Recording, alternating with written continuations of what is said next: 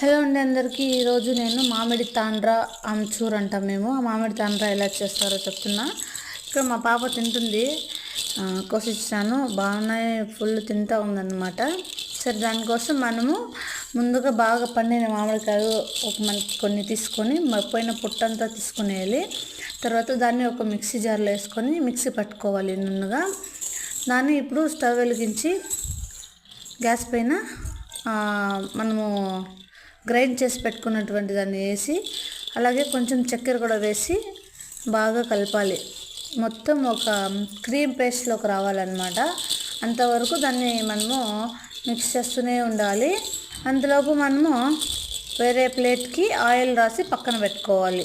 అదంటే మనం మళ్ళీ దీన్ని ఆ ప్లేట్లోకి కన్వర్ట్ చేసుకోవాలి. కాబట్టి మొత్తం ఒక క్రీమ్ పేస్ట్లో వచ్చిన తర్వాత మనము ప్లేట్లోకి మార్చుకోవాలి. కానీ మనం దీన్ని ఇలా కలిపెడుతూనే ఉండాలి, లేదంటే అడుగంటేస్తుంది.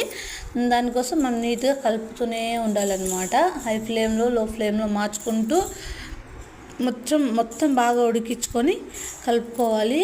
అంటే చాలా టేస్టీగా ఉంటుందండి. మేము మామిడి ఆమ్చూర్ అని, ఆమ్ అంటే హిందీలో ఆమ్ అంటే మామిడికాయ కదండి, ఆమ్చూర్ అని అంటాము.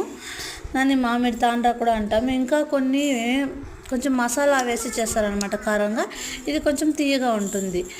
ఇప్పుడు మనం దీన్ని ప్లేట్లోకి మార్చుకొని ఒక 3 రోజుల పాటు బాగా ఎండలో పెట్టుకోవాలి. అంతే అనమాట, రెడీ అవుతుంది. Thank you.